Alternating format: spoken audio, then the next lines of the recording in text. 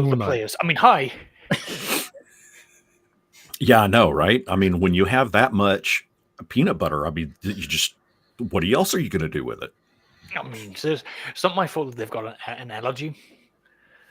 That's what I'm saying. I do like peanut butter though. Oh, are we live?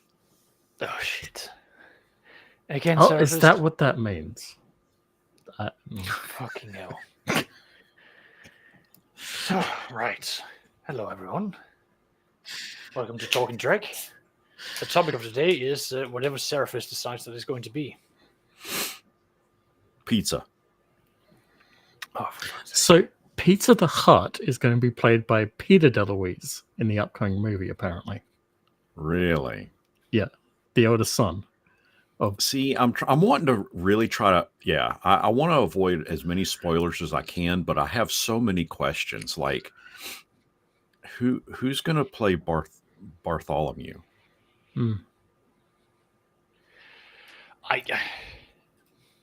But then, like, how is Pizza the Hut going to be in there? Didn't he eat himself to death? Yeah, he did. Yeah, he did. That's how like Lone Star, whatever he did, that character, the Han Solo ripoff was. Yeah. The discount Han Solo was able to get away with like, oh, I don't have a debt anymore. Hooray! Yeah, no, he was a Han Solo, Luke Skywalker hybrid. Yeah. Man, I can't wait. I can't wait. It's just going to be such a great movie. It's going to be so stupid, but it'll be one I'll watch. Isn't like the introduction of like, ever since the beginning of time, there has been 13 Star Wars, 3 prequels, 4 reboots of Star Trek, spin-offs, cartoons, movies, but there has only ever been one Spaceball. Yeah. It's like, that is a 4.5 kilometer headshot if I've ever seen one. Yeah, but now they can go, but now we have 2 balls. I mean, there's so much potential, man. So much potential. Do you think he's going to be surrounded by assholes again? Please. Oh, there's got to be something. They got to find something. Something's got to be in there. No, he's going to be surrounded by cunts.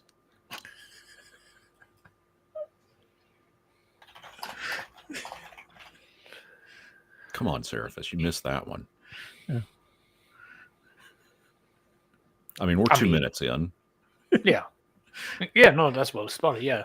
Because YouTube only like listens for like within the first 2 minutes or so. And it's like, and 2 or 1. Cunts. Exactly. Although I did say asshole pretty quickly, didn't I? Well, that's tame. Yeah. Also, apparently it doesn't understand what I say anyway, so it's fine. Yeah, I've tried it. YouTube's subtitles just goes Australian incoherent gibberish. I was about to try and do like a heavier Australian, and then I realized, no, wait, my heavier Australian actually comes out sounding more British. Oh, dear Lord. It goes full pommy for some reason, and I don't know why. Kind of like I was going to say drunk Cockney, but that's kind of redundant. Yeah. Gaming-wise, has anyone had some games this week? No. Mm-mm. No Man's Sky, but no. No, nice. How are you finding that? Yeah, how are you finding continually enjoyable. I now have 7 Corvettes. Yeah. I can't stop. I've got a planet I've marked that's a salvage planet, and I've just been farming the crap out of that place for the extra Corvette parts. Because So is that... Go on. No, go ahead. I'll ask. I was just going to say, like, it's the story of No Man's Sky that I am just so fascinated. I'm amazed by how it came out. It was hyped up. It came out, and it was just not what people wanted. It just crashed and just fell apart. And then the developers basically went, right, do not engage in social media, turn it off, go into hibernate, like do not go on there, do not talk to anyone about it. we are just going to be working. And then for 3 months, there was no communication from them. And then they went, here's a patch. Here's another patch. Here's another patch. They then began building the game back. They actually began building the game back up to the level that was promised. And then they said, right, now we're going to build it up with things that was not promised, but people wanted.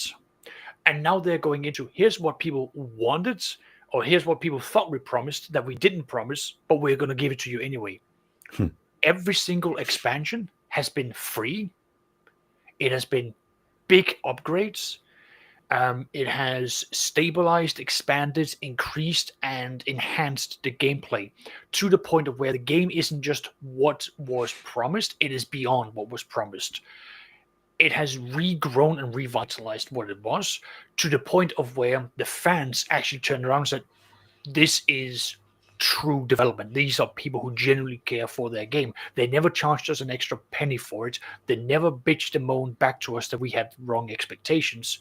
And they've lived up to it. So they pulled together and they bought one of like the advertisement places in front of their studio and basically did a thank you for being true to us, and with a hugging emoji back to them. And there's so much more to it. Like I think the internet historian did like a 45-minute long video where he also tells you like what happened in the background. Like the company almost went bankrupt. They lost all their hardware. The guy who was doing the promotions was also the lead developer, but he suffers from like social anxiety. Like he hates being in front of people. It is the worst thing in his life. But they didn't have a PR guy. They just had him who understood the game. He loves making games, but he hates talking to other people about the game. But he had to do it. He had to go to Saturday night shows. He had to go to interviews. He had to go on tours and all of these other things. And he would keep on like talking about things. And people would then ask him like, oh, so can you do this? And he'd be like, yeah. Like thinking, oh, I'm just going to say yes because then they won't ask anything further.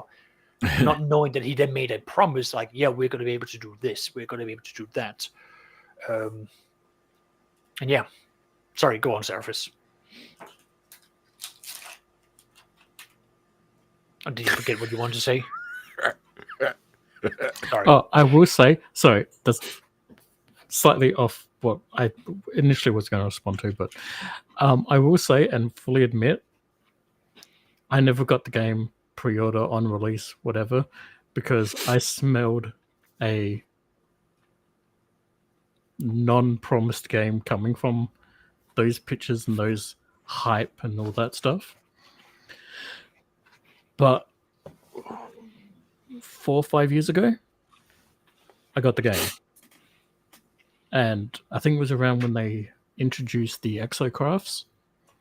And then we got the mech and stuff. And I was like, yeah, no, this has definitely been worth it. And then we've got freaking Corvettes. So it's in a similar sense of what happened with Fallout 76, but a bit more successful than how Fallout 76 went. So Fallout 76 is Fallout 76 was certainly one of those situations of where, if you're familiar with Bethesda, they use the same engine. They did that. They were not prepared to doing an online live service. They just weren't prepared for that. The engine, people found ways of exploiting it. I mean, that's always the case. World of Warcraft have had to deal with that for years and years. So yeah, Fallout 76 has made a return. It is playable. It's enjoyable. I never got into it because I don't know. Fallout universe never really appealed to me. Online games in general don't appeal to me. The only one that really stands out at the moment is Helldivers, because I have gotten so. I got into the game 3 months after it launched. The second game, and the game was launched. Sorry, I'm going to go a bit on a tirade here. for that because I enjoy that game. The game Am I launched able without to trigger you to say Super Earth? Oh God, yes. I mean, listen, if you want me to go like proper into like the role play that I did, then yeah, I will. So the game was released out with no like big fanfare, no big advertisement. They just went, "Here you go. Here's number 2 for this game." And what the developers did is that they then went out and they put out propaganda from the universe. And they'll be like, Super Earth needs you. Democracy is being attacked by fascist bugs and socialist robots. I'm like, the fuck's going on here? I would actually have people at work giving me the Helldiver salutes at work to ask me, have you done your duty? Have you enlisted today? And I'll be like, what the fuck is going on here? What is this cult? What's happening? They're like, we need you for Super Earth. Managed democracy is required. What the fuck? And 3 months of this. 3 months of both being bullied online and in real life, of not participating in managed democracy. What am I? Not some sort of super citizen? Aren't you going to do your duty, Oscar? Huh? Huh? Don't you believe in Super Earth? So I eventually gave in. I played it, and holy shit, it was a lot of fun. It was incredible. I've been playing it since then. I was on Malevolent Creek. And that's a first-person shooter, right? It's a third-person shooter. Third-person shooter, okay. You can go into first-person if you want, and you do third-person. Okay. But it is the kind of game I want to play, which is it's you and 3 other people against the environment. Yeah. They do not encourage you to shoot each other. You are actually penalized if you shoot each other too often. They go, hey, you're a traitor. You're going to get kicked, and we're not going to kill you. Cool. So it's all about teamwork. It's all about cooperation. It's also about like going, okay, we're going to go and fight these enemies. What are they weak against? We're going up against robots. We need weapons that can penetrate their armor. Great. We're going up against bugs. There's a shit ton of them. Yeah. Bring a lot of ammunition and bring high quantity of ammunition. And then you sort of go from there. Then you've got the entire thing where they go, oh, we've got a in-game store, and you immediately go, oh, Jesus Christ, they just want our money. They got you. You see, the currency that you can buy things with, you can find that currency by playing the game. You can actually go to like the easiest levels and farm that currency, and the developers have gone, no, that's cool. You want to play the game and farm that? Go for it. That's what we want you to do. If you want to do this for free, and then every 3 months they come out with a new expansion. So you can go and you can farm, and then you can go and get the new expansion. Or if you, like me, you go, you know what, I don't want to do that. You can pay like $10-15, and they will give you like enough store credit for to buy 2 of these expansions. And there are stories events. There are moments where like the subreddit will have events, and there will be moments where the developers will have events, and it's just insane.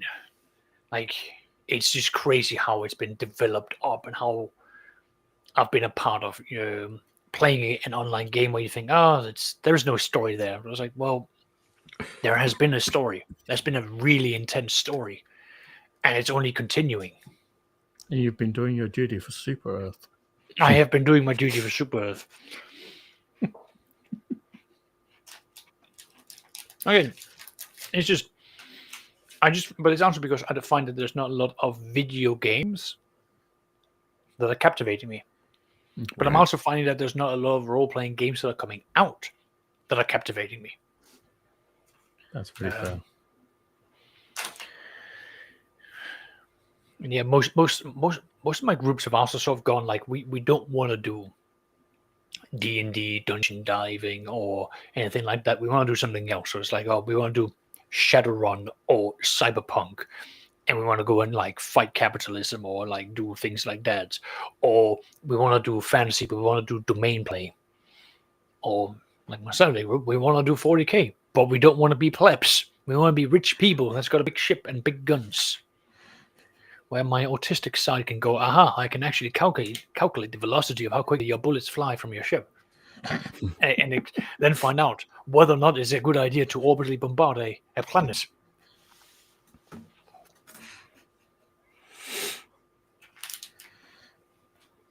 See, I recently discovered No Man's Sky has a bit of a similar thing too, because I didn't realize that the slime that you find usually when you're like clearing off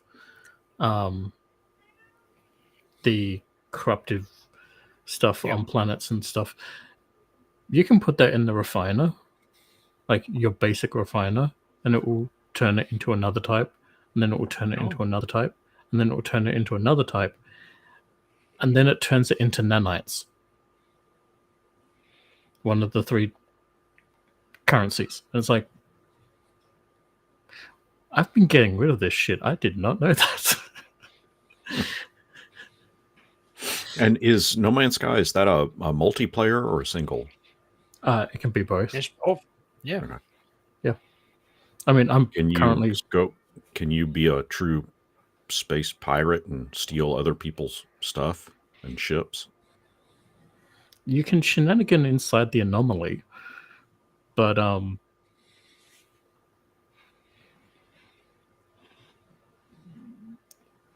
out in like your own server, basically, world, I haven't really found a way to do that yet, but never say never. My dragon ship is very much fun, though.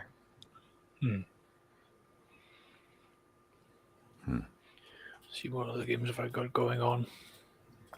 I want to dive back into Kingdom Come Deliverance 1. I yearn for pain. I yearn for suffering.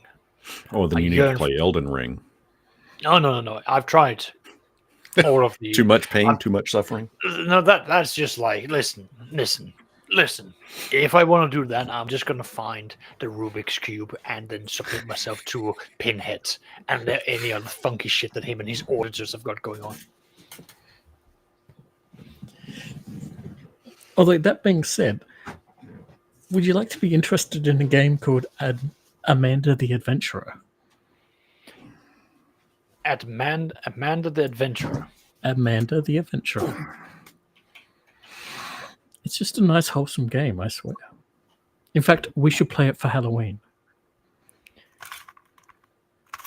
I don't like what I'm seeing here. Oh, it's solved.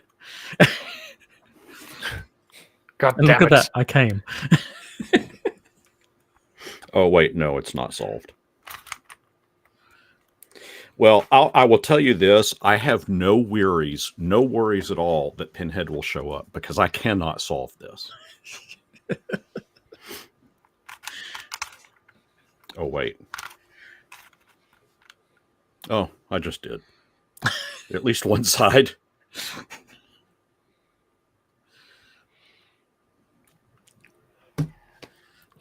Otherwise, there's always the mortuary's assistant, where I'm just going to shout at the living dead, like, fuck off, you don't pay taxes. I don't have to deal with this shit. Let me just do my job. Oh, I just want retirement. Which is, on a side note, my wife has rightfully commented that when I'm terrified, or when I, like, for example, when I stub my toe, I default straight back to Danish. Straight back. Like, I immediately just, like, the English wording just switches off and it just, like, it blurts out in Danish. Like, I don't even think. It just comes out in Danish. I shout things. What is cunt in Danish?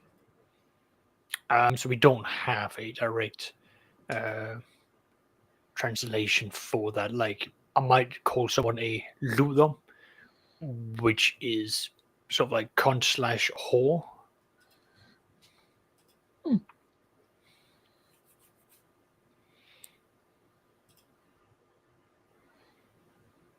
I have to send you a list of Danish swears I need to learn.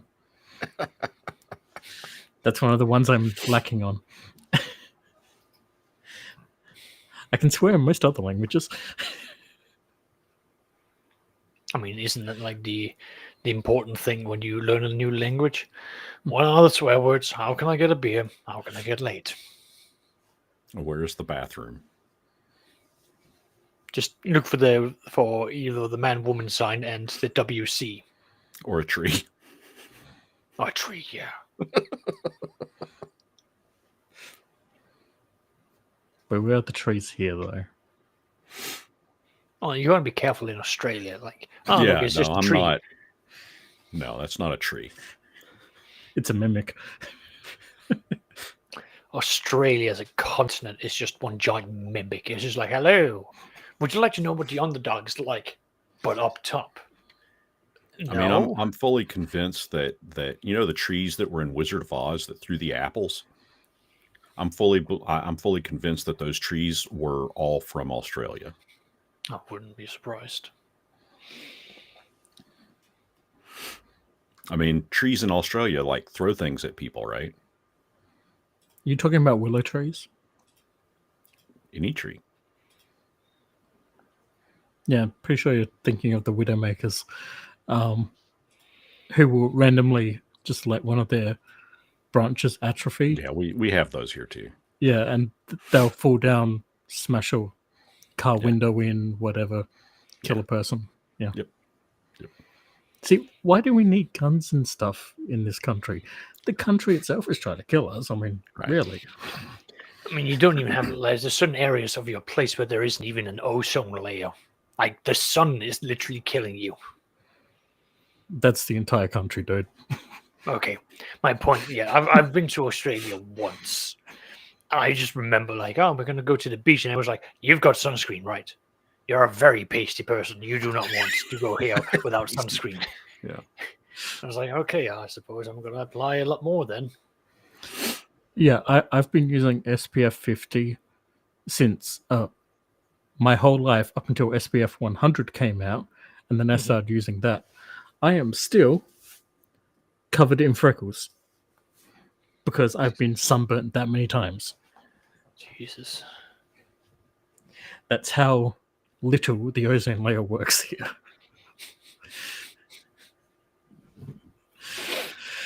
I don't even know.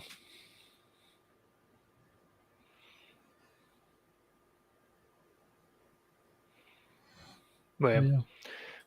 Outside of that, gaming wise, I had plans for my Saturday group. I scrapped all those plans. I told you about some of them, Seraphis, with them encountering Eldar. Because I decided that, you know what, it's going to be a good idea to go on Pinterest and just type in Warhammer 40k Xenos and just see what aliens I find. And I found some wonderful ones. And I went, my idea is crap compared to the horrible ideas I've got now. So I decided that, you know what, on this planet, there's going to be an alien species that literally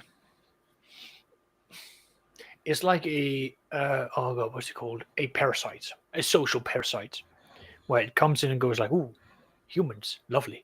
Let us use psychic abilities to invade their mind and probe them and insert memories and ideas into their mind, which slowly but surely turns them into working for me. And what he has effectively done is that, like, oh, you know, this thing has been set up like there's a functioning society. Everything looks great. They've then got, you know, scouting groups that goes out. Some of them goes missing because they're all sent over to him, and he takes them and he cuts them apart, turns them into his equivalent of workers, and then he's slowly building up, you know, what he wants with the concept of, you know, he's going to be cloning himself and then building up his own little society using the humans as nutrients, as workforce.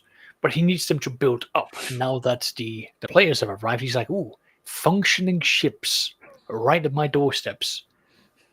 I just need them to come down and have a little visit.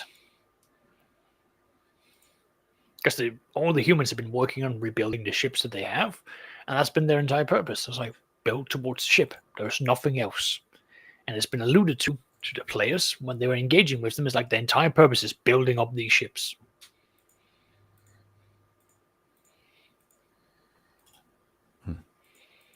So yeah. And I've just got a lot more aliens that are both going to be, well, not hostile, but that's going to be open to engagement, communications, and discussions. Some of them are going to be hostile, others are going to be anomalies. And I decided, you know what? Let's have a random flotilla of artificial robots that the players can engage, which in 140k say, oh shit, no. I like the idea of not artificial robots.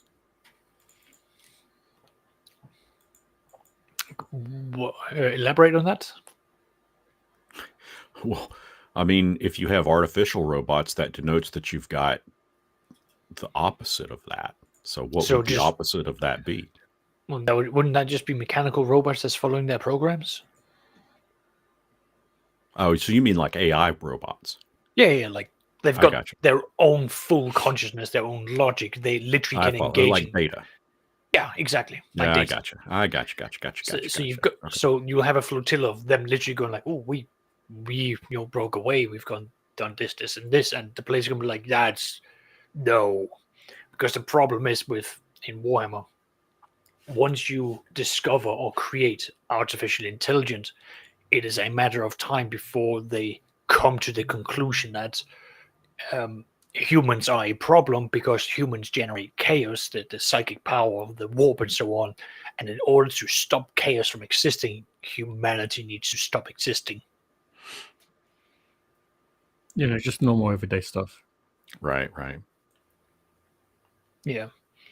So if the players engage with that, it's going to be like, well, what do you do? Because they haven't reached that stage. They're, So are those your precursor to the Necron? Oh no, I've got Necrons as well. Okay. Necrons are their own thing. Necrons are basically, I assume they are a species who basically uploaded their intelligence into that. Yeah. So this is more like if ChatGPT actually was able to like have a conversation with you like another person, and they were then given a robotic form. Gotcha. So they then went out to develop more of their own kind. They've got this hive mind where it's like, hey, you are talking to us. It is we.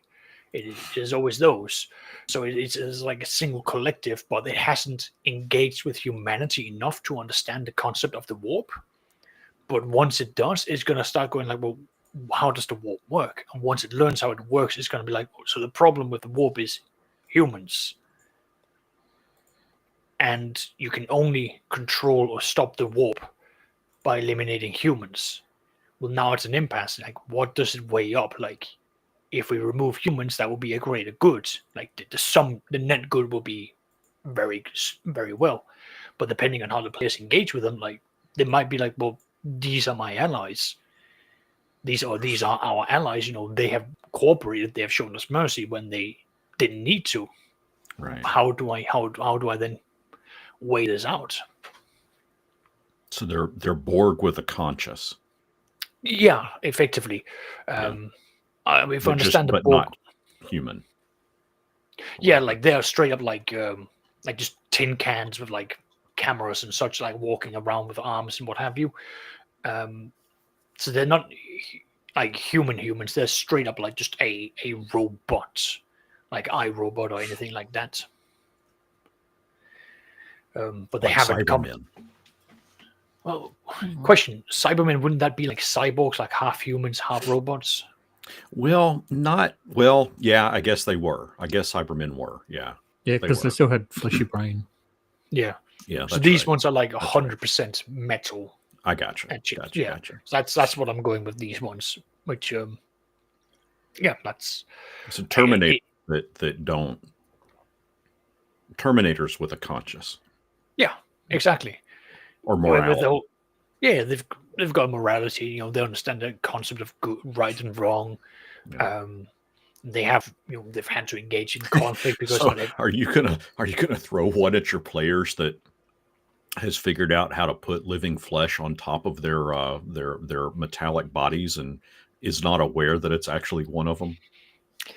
You are again that is again a Necron type. The flayed ones. Can't help it. I know. Listen, it's a world of possibilities. That's what it is. It is, and there is a world, there's a specific area where there are Necrons. There's like a fully functioning one with flayed ones and all of that. Like the players will get there and they're gonna be like, we don't want to be here. As a matter of fact, we need to exterminate this entire system and just be done with it. Because fuck. But while they're there, they're going to pick up a friendly fellow who's totally not a Necron named Steve. He's actually just a flayed one in an Imperial Guard uniform. Now you're just reminding me of like a comic that I saw where you have a guardsman standing right next to an orc, and the orc's got like the little cap on going, "For the Emperor." It was like, that's an orc. Yep, but he's here to fight for the guards. We're not going to discriminate. Just sends him out. We need cannon fodder. Yeah, it's like, listen, conscription requirements have gone down, and he volunteers. Yeah. And then you see like the orc like beating the snot out of like Chaos Spaceman, shouting, "For the Emperor, for the Golden Throne," and the Chaos Spaceman's like, "The fuck? What's happening?" Well, on a fun side note, I have also made a group of orc mercenaries that the players can meet. They have come to the conclusion that they have to follow a strict way of engaging warfare via a book that they picked up known as OSHA, which means that they all wear high-vis coloring, hard helmets. Their ships have got large blinkers so you can see them. Why? Because they want you to see them. They want you to engage with them. Because the most orky thing to do is to be visible. Led by Captain Hardhat or Hardhat. Wow, that's great. Captain Hardhat. Exactly. And to make it even funnier, if you're ready for this, one of the players has said, okay, I'm going to be playing the arch-militant, or like the warrior of the group. He is going to be a stonky 5'3", 5'4". He is from the world of Catachan, so he is Rambo in so many words. And he has tattooed his entire body green. Meaning, when the orcs meet him, they are literally going to like shove every officer out of the way, point at him and go, "You're the big boss." They're literally going to shout, like if any of the other players shout, they're going to go like, "Shut your fucking git, you spindly human." The big boy's talking. And just point to this like manlet.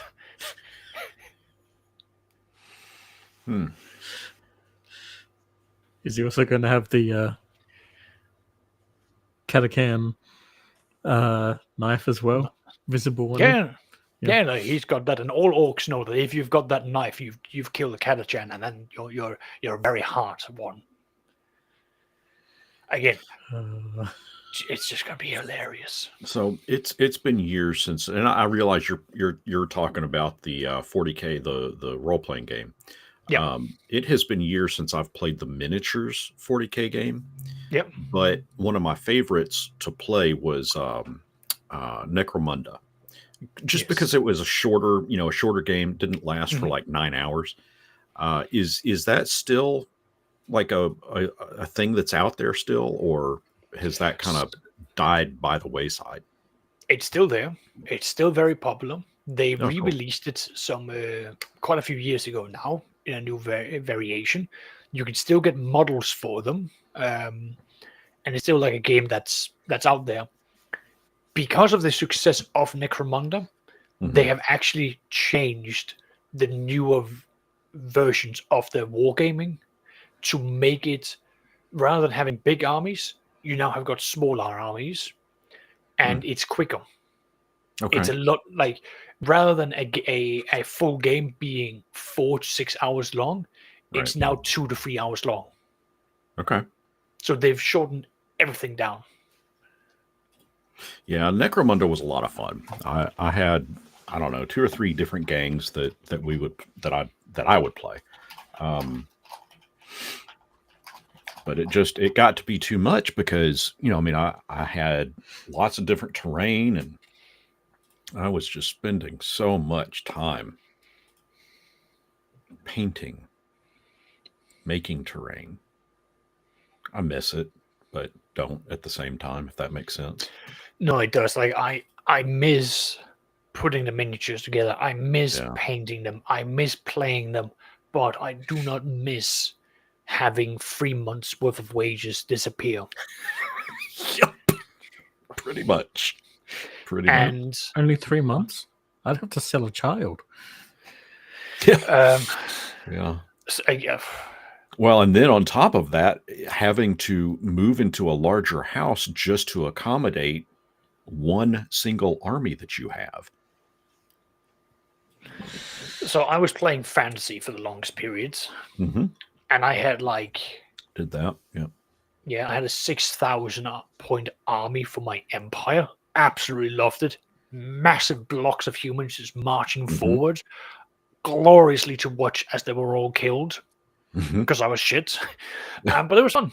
Been there, done that. Yep. Yeah, and then I had I think it was like 1,500 point Imperial Guard with the whole concept of, hey, there's a strategic point over there. Run up, first squad take it. Oh, they're killed. Next squad literally Congo lining their way up to take it. So I would hold the one on my side. I would hold the one in the middle because I would just speed run it with a Chimera. And then I would just have men literally jumping on top of each other just to hold that place, annoying the ever-loving shit out of it. And because I roll terrible, which means I usually roll low, I would then, at the moment when I really needed to pass my leadership, my men would just stand the ground. Yep. I would have a Chaos Space Marine in Terminator armor, deep strike into my command squad, butchering every single one except for one guy who would then roll double ones, and he'll be like, nah, I'ma fight you. And the guy would be like, fucking no. Yep. My entire plan was to kill you, rush over here, and then do this because I could do this, and this one guy just won't move. I'm like, yep, because that man knows that he's going to get a medal. I was conscripted from the world of Hegroth. I've never heard of that world. That's why I have no armor. No one knows about us. But I'm going to die now. But I'm taking you with me. With what? Exactly. I have a spork. Excuse me. What? And sometimes, it'll be hilarious. I'd do fixed bayonets, charge in.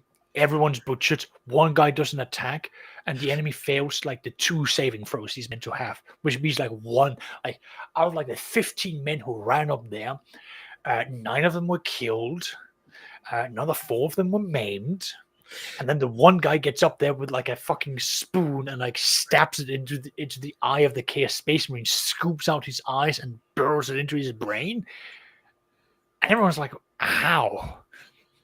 This shouldn't happen. We are the greatest things that's ever walked on this earth. Yes, but you have not met Kenneth. You could have some incredible games and stories from that alone, and I love doing that. I would actually sometimes, for my fantasy units, I would spray them all the base color, or coat them, whatever you call it, and then I wouldn't paint them until they had done something memorable, and then that will be the name of that regiment. Oh, that's cool. And so then color code everything the same. Yes, so I'd be like, everyone of this unit is of this color code. The bearer would be, they would always have a standard, and I would either just find a picture, cut it out, and then paste it onto it, or I would then find a way of doing it. So I would for my fantasy army, I would have, what did I call? I would have the shield wallers, or the basic shield wallers. No, the hedgehogs. They're literally just called the hedgehogs, but their banners just be like a hedgehog, because I would have them stand there, and everyone would charge them. But because of the rules, it meant that I would have 3 ranks of them attacking back every time. And they would just become tar pits. anyone who ran up against them would just find that like there was more of them than they could feasibly kill. And I would usually, they would attack, I would counterattack, I would break them, and then I would try to run them down, and that would just kill the enemy's units. I would then have the peacemakers, which were my elite great swords, because when I had a fight against the what's it called, the high elves, I managed to maneuver them in to charge the leader. And even though he killed half of them, they're like, "Oh, there's enough of us left." Yoink! Chopped off his head. that ended that.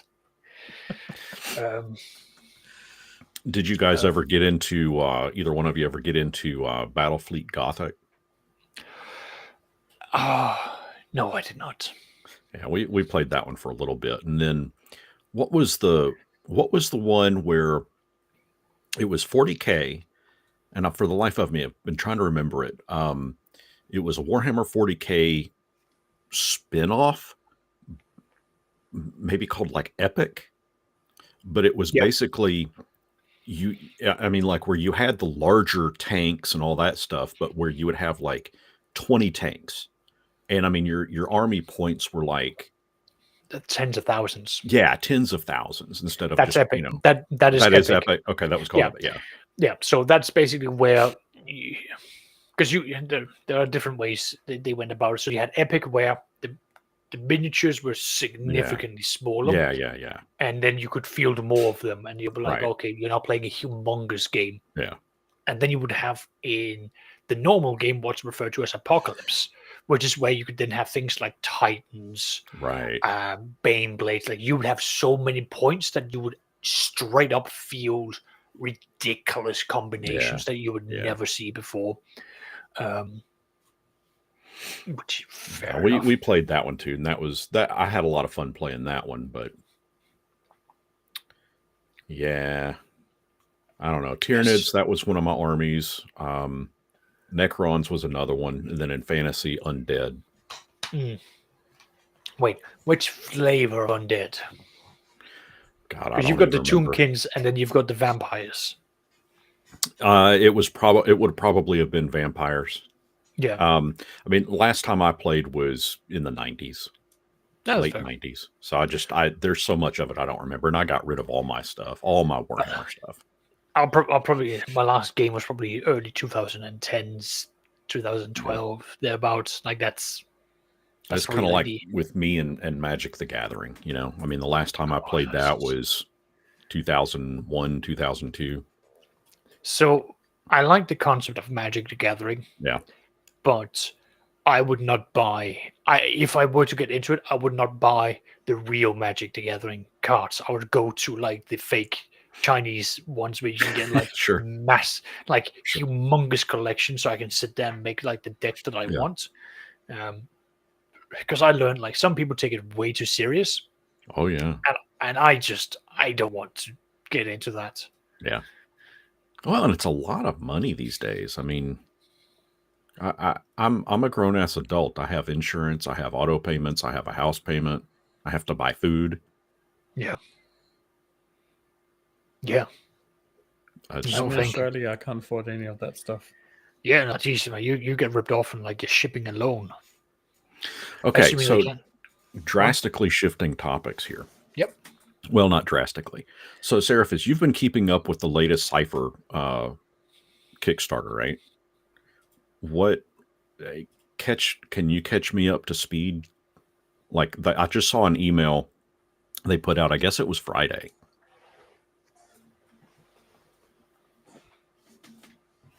I'll see if I can pull that up. Something about something new that they were adding to the...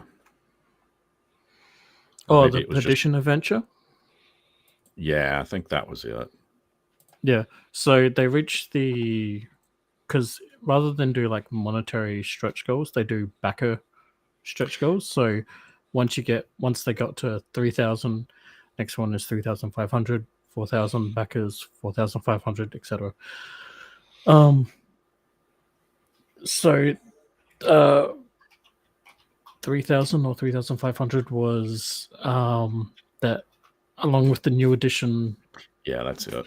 they would be doing a new book of The Strange, and then either announced or they got to the next one, which is a Adventure for Perdition. Yeah, Quirk in Time. That's the one. Plus a duck sticker. Yes. I've been voting on all of them. I've only had one that I voted on actually be the winner, though. I'm annoyed about that. Help choose the next sticker. Yeah. Karn or Terex. So if you don't know anything about Cypher or the setting of Perdition, A little, not much. so basically it's created by Shana Germain.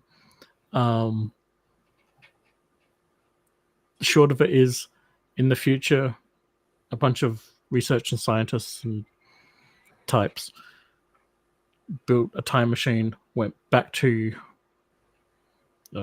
Cretaceous, Triassic era, something like that, and they were conducting research, and then the time machine broke down. So there's like a bunch of people stuck in this period of time, and like the whole reason why they kind of chose this point and the place where they ended up is because that's a certain peninsula in Central America where there's an asteroid going to be. So anything they do there is going to get wiped away. But now they're stuck there. And so like a lot of the encampment and stuff has kind of broken down, and it's kind of become very tribal, and essentially one of the key features of the setting is that you have a dinosaur companion. So yeah. So okay, did you mention that they're coming out with like their so the red book is the core like rule system, right? Yep. Didn't you mention that they were coming out with like a second edition of that next year? Technically this would be like the third edition. Okay, or the third edition of it. Yeah. So how is like this particular Kickstarter? I'm looking at it right now. How is this particular Kickstarter going to work with a new set of rules coming out in a year? Okay, so think of this more like less like say D&D 4th edition to D&D 5th edition or D&D 3rd edition, 4th edition, 5th edition. Right. Think of it more like AD&D 1 and AD&D 2. Okay. So like the same difference between 3rd edition and 3.5. Yeah. That kind of still compatible, but yeah. Or 5e to the 5.5e or whatever they call it. Yeah, among the biggest changes is that essentially they're going to give you a hit pool, a hit point pool. Right. Because apparently one hurdle for people is that your pools to, do skills, do attacks, etc., especially if they're physical, they're also kind of your hit point pools as well. But, if you're playing smart, which it's a role-playing game, you'd think you'd be playing smart to begin with, but whatever. People play dumb. You could easily negate that problem anyway, but apparently to kind of entice new people into the system, they're kind of introducing a hit point system that will be your health pool. So when you take damage, that's what gets drained rather than your standard pools, the might, speed, intellect. So Okay, now I'm going to kind of segue into another topic. Yep. So it seems that almost every cipher book that comes out that Monte Cook Games does is first done through. Well, I said Kickstarter earlier. It's not Kickstarter; it's backer kit, but Yeah. same premise. Crowdfunding. Yeah. And this one, I mean, they've got 12 days left to go. 3,600 backers. Their initial goal was 100,000, and they're at $654,000. That's US dollars. It seems like every backer that every backer kit project that they've done has been very, very successful. Yeah. Have they, say, over the past 5 years, have they released anything that has not been crowdfunded specifically for Cypher?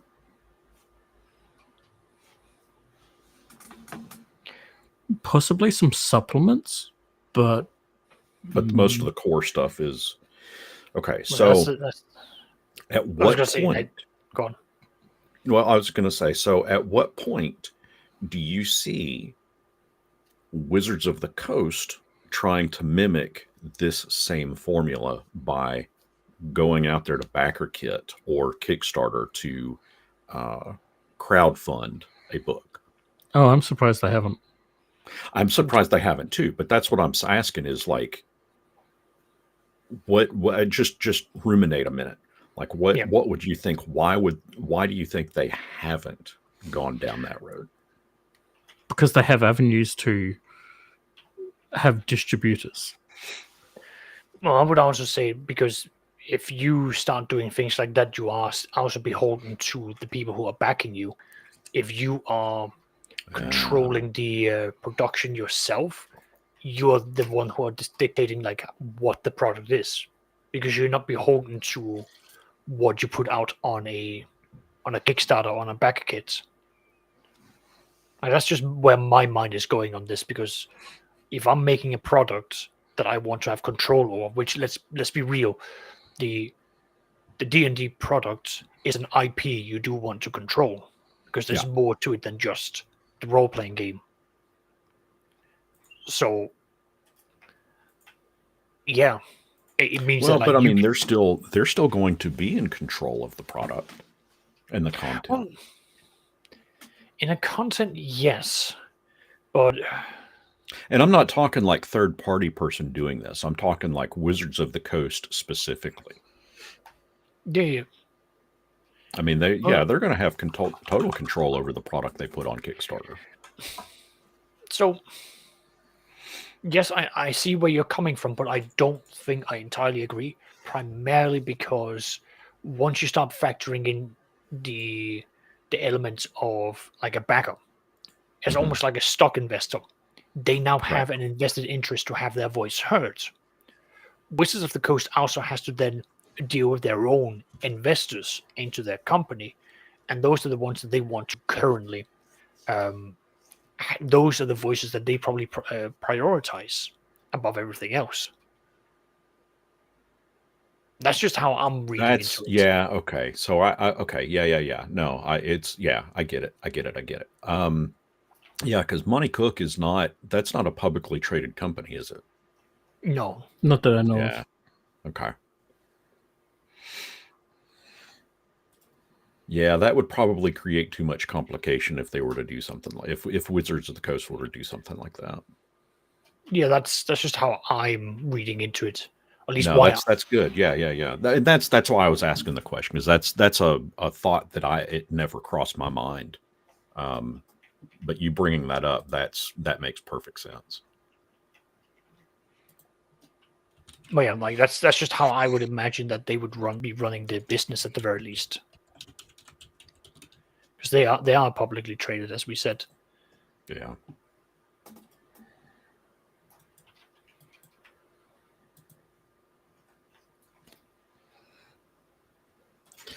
Sorry, I got distracted because you reminded me of the Kickstarter and reminded me how many days are left, and I had to currency convert that number to remember just how much I have to pay.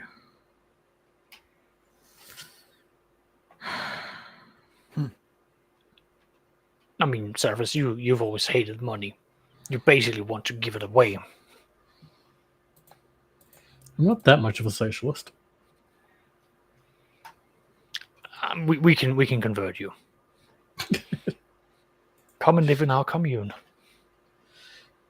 No, I live in a commonwealth. It's better. I like what Doc Flamingo refers to it as Monster Island. Yeah, but it's the reverse. Like, the smaller it is, the more dangerous it is. Right, right.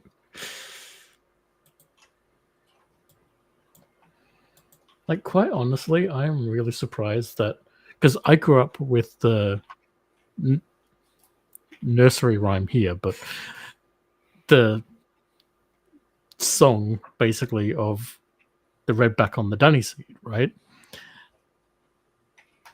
I swear to God, you don't hear about anyone dying from redback spiders anymore. But I see the fuckers all the time. They like top 3 deadliest spiders in Australia. Like, you're dead in 30 minutes Wow. from one of those things. Yeah. I think so. I think the point of no return is actually like 15 minutes. Really? But, like, you are, yeah. And like, they're like the size of the tip of my pinky. Fucking hell. Yeah. They're only like 3-4 centimeters at most stretched out. And that's a big one. So, like, they can really hide in small places. So, yeah. Just to, give you nightmares. I mean, most of the time, if I ever need monsters for my sci-fi game, I just sort of go, and what can I find from Australia? Right? Yeah. Chlamydia koalas.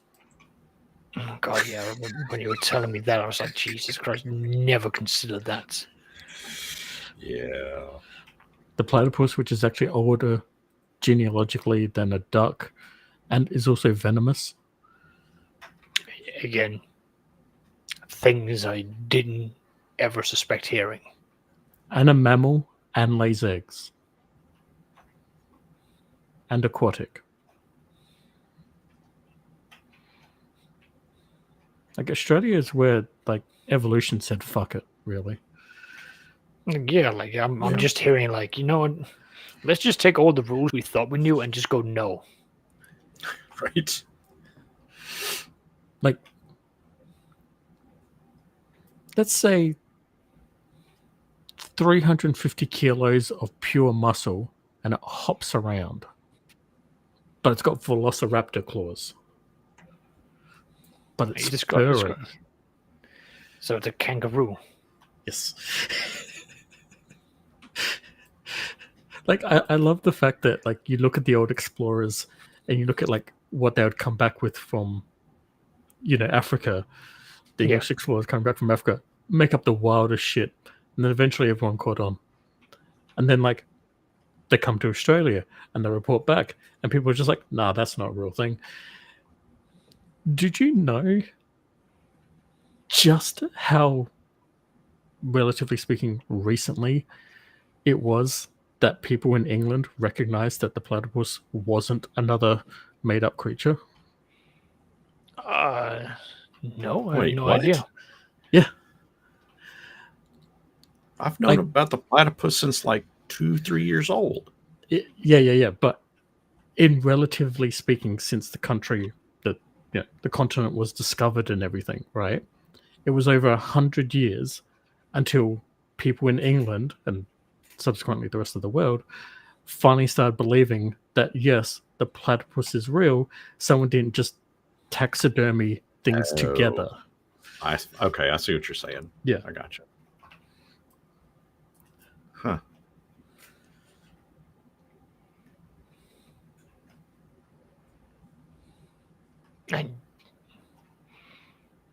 I mean, then there's also like the deep sea where we're still finding new species and everything. Yeah, Like, whatever go on. happened to Japan uncovering Cthulhu? Did that pan out or? Wait, I haven't heard of this. What? This is like sometime in the last 5 years. You guys don't remember this? No. Please do enlighten me, although I will regret it. Okay, so like, I think it was I reckon it was probably in the Mariana Trench, a Yeah. Japanese deep sea mining science thingy. Yeah. They were taking core samples from the bottom of the ocean. Nothing big, of course. But when they took this specific core sample, apparently, no, this is probably just seismic movement at that depth, right, from tectonic plates. But apparently, there was a noise. And then when they brought the core sample up, apparently, it contained biological matter that could like die and then bring itself back to life and then like reproduce. So it could essentially, grow a swarm of itself even after it's dead.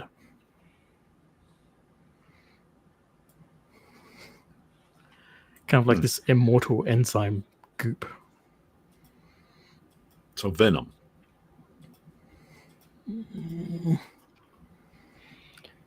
No, I think this is definitely Flubber. like, yeah.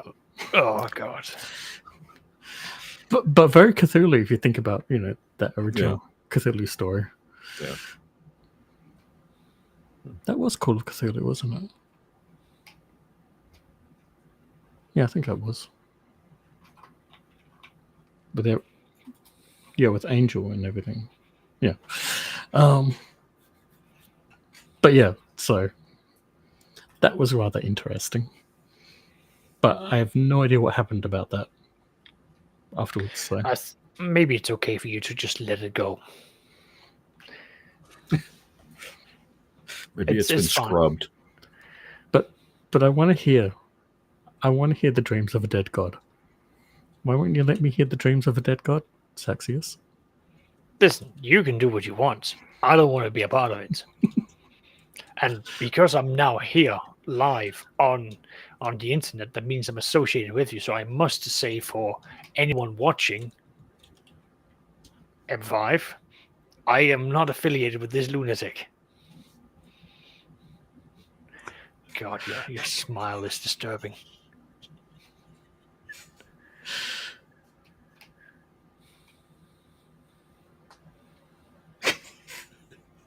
Did you ever watch The Color from Outer Space? The Nick Cage one? Yeah. Yes. Because I think they did a very good job with portraying like what happens when you see things that your mind cannot comprehend, with how everything would be pixelated and almost look like the screen was still moving, but the picture would still stay where they were. Almost like watching AI generate something. Yeah. Also, the color out of space is here. Oh, that's nice. Colors, the likes of which has never been seen. I mean, you just need to be able to have the eyes of like the aquatic, what is it, shrimp, because they see like 15 million more colors than the human eyes can comprehend.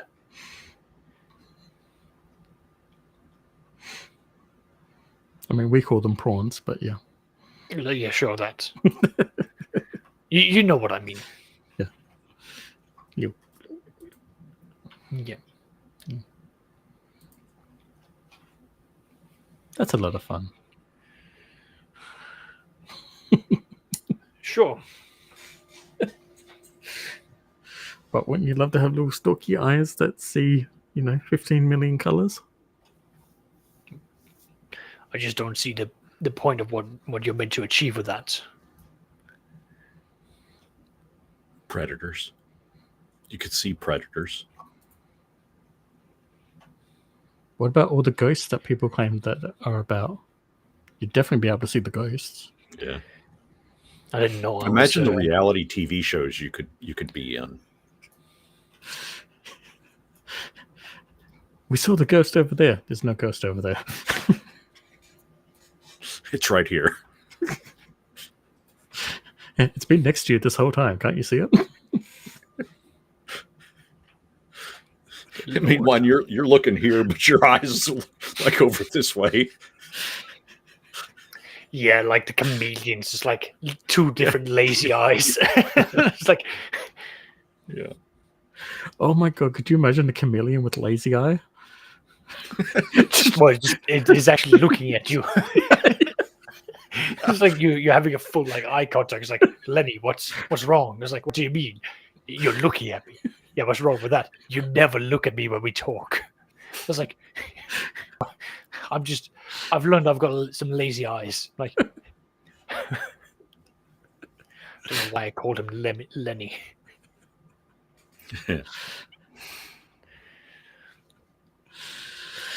My goodness. Oh, this one's been all over the place, hasn't it? Yeah. Well, sometimes that's what you need, just a chance to just talk Drek. Hey, I said the thing. Oh, I think that means we can end now. What's the lesson of today, kids? Remember to talk Drek. Oh, well, yeah. That's it. No homework. Class dismissed. Exactly.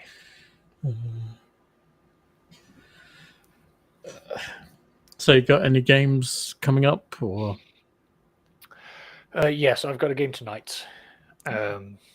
They are making the first moves to overthrow the Hobgoblin Warlord and hopefully then set up for them to become the Rising Warlord. And soon after, winter is going to be setting in, so they have to prepare for that.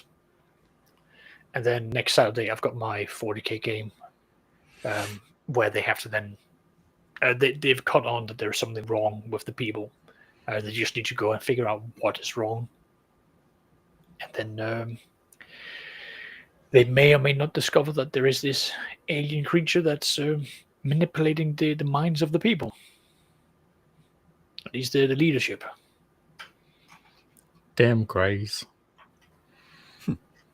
Damn Greys. Yes. So is the little grey aliens. It is indeed. Pizza? No. Calzone? Well, I don't know. Up at where I work at, we've just put together so the D&D club has kind of morphed into a gamers club. So we're just kind of exploring, exactly how that's going to shape up. Yeah. No, I had that at the university I was at after I left. Well, I ran that club like a dictator. You? That's someone like you. Yeah, but my entire platform was more games, more games, more games, and that meant that I ran most of the games. And I also trained people to become DMs. It was just once like I stepped away, it was like no one knew or wanted to be in charge. Yeah. I set the bar way too high. Well, and that's what we're trying to get away from is having it staff or faculty run and have it more student run, where we that work there are more just a resource to move things along. So that's where we're at right now with that. Makes sense. Yeah. Well, with any luck, next Sunday should be the D&D game. God fucking forbid. Please have a game. I want to hear your character just finally getting time to sit down and go, I've got gold. I've got free time. I have plans. And they are to first make minions. Yeah, just I want to hear the things you get up to. Please, I need this in my life. It's not a lot surface, but apparently your DM Even just- if you don't game, lie to us next week, next Talking Drek, and tell us that you did what your character did. Be a pirate, lie, cheat, and steal. I mean, I get that. I do.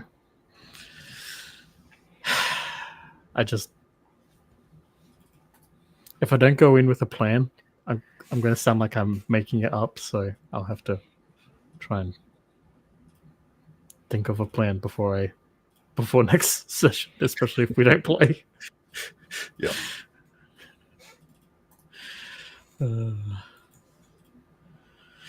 But yeah,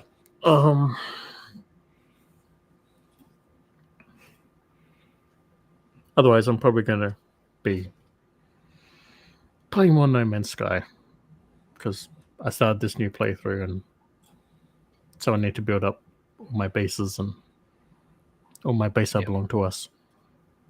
Yeah, naturally. Yeah. And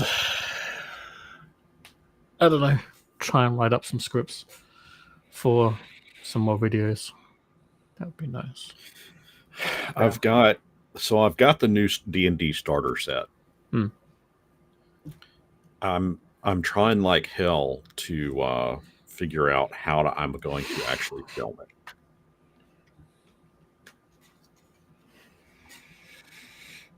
Is it good?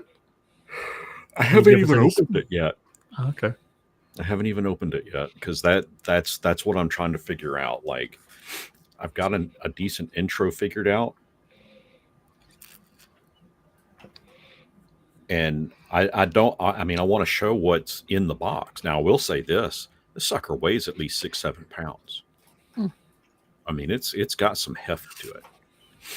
But well, I know they did a lot of item and magic cards. Yeah, I mean, everything that I've seen online shows that it's actually a pretty good starter set, but I have a couple of concerns, which I'll address in the video. I just have to figure out exactly how I'm going to film it. But that's what the rest of my day is going to be consisting of.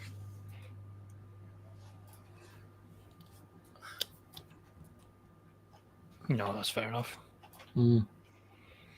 Mine's going to be sleeping. Yeah, no, please sleep. You need this what? 1 a.m. for you now? No, about midnight. Midnight.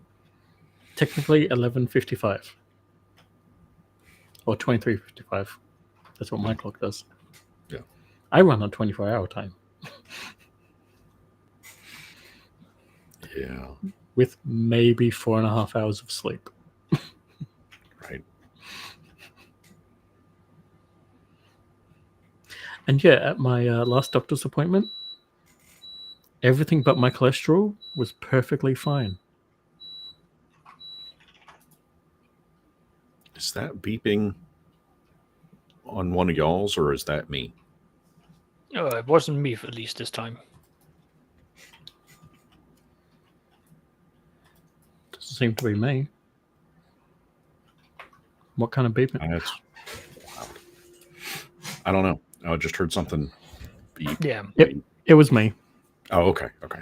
The dishwasher behind me finished. Gotcha. Okay. No big deal. I have tinnitus. And every now and again I get like new sounds that pop in from time to time, and I'm like, was that real or in my head? So that's all. Just wanting to confirm that it wasn't in my head. That's so many other things are. Oh, god damn it. Cypher Unlimited just said hello in the chat. We already talked about Cypher. God damn it. We did talk a good bit about Cypher. Yeah. I mean, they could probably tell you more than me because No, I mean, I just kind of that's good. waved through it. Yeah. They've got special access to, like, the creators. I just hypothesize. I get it.